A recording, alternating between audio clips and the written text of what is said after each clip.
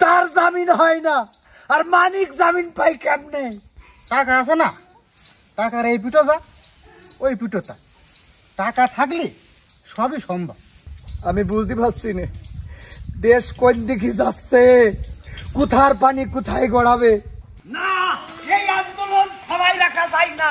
কিসের জন্য থামবে? আবার হবে আন্দোলন। কেস চাচা বারোই বেরি ভালবো খালাম। কেস চাচা কোন দাস লাঠি উঁচু করে হুতরে কোন দাস? আবার যাব শাহবাগে, আবার যাব ঢাকায়, আবার আন্দোলন হবে।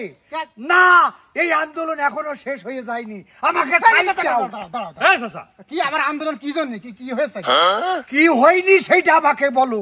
কি হয়নি, কি হয়নি? খেপসাও কে জন্য সেটা বলো দিন তুমি আগে। খেপসাও কেন?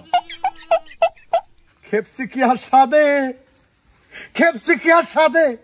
আরে যেই মানিক আল্লামা সাঈদীর ফাঁসির রায় দিয়ে গর্ব করে বলে আমি সাঈদীকে ফাঁসির রায় দিয়েছি, 13টা বছর কারাগারে থাকলো, ইনজেকশন পুশ করে তার শহীদ করা হইলো, 13 বছরের মধ্যে জামিন পাইল না। 2 বার খালি প্যারোলে মুক্তি পেয়ে একবার মার জানাজা পড়াইয়েছে আর একবার ছেলের জানাজা পড়াইয়েছে।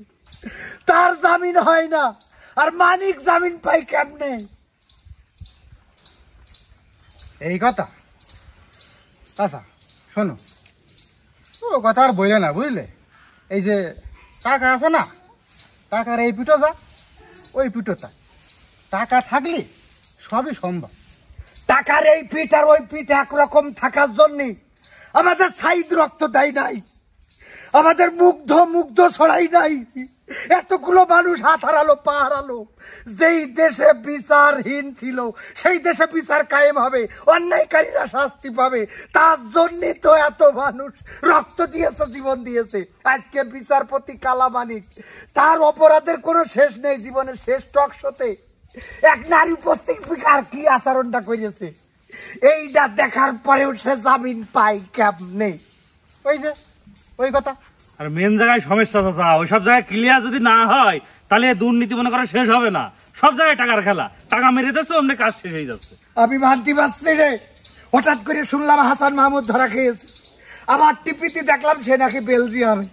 আবার আজকে যখন মানিক সে জামিন পেয়েছে, আজকে কি আইন আদালত উল্টে গেছে, এত ন্যায় বিচার কায়েম হয়ে গেছে।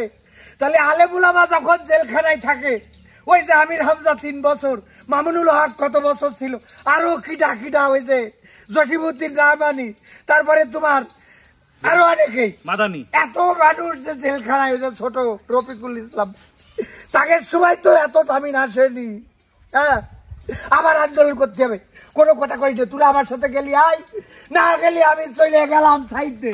দাঁড়াও, ওইভাবে একা যেতে কিছু করতে পারবে না চাচা। আন্দোলন করতে গেলে আন্দোলনে ডাক দিতে হবে, একদম সমন্বয়ক লাগবে। তুমি না সমন্বয় হলে ঠিক আছে, কিন্তু তো সবার কাছে জানাতে হবে যে আমরা আন্দোলন করবো। আবার আমি বুঝতে পারছি না দেশ কোন দিকে যাচ্ছে, কোথার পানি কোথায় গড়াবে।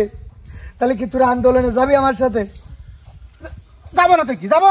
মাথা একটু ঠান্ডা করো, আগে বুঝবাস করো, তারপরে সে দেখলে হবে না কি? ঠিক আছে, আপাতত ছাগলটা নিয়ে যাই তাহলে। যাও যাও, আরে লাঠি থিয়ে যাও, কিন্তু যাও যাও, অনেক আর ঘা দুবানো একটা আর এক জ্বালা। এই চল।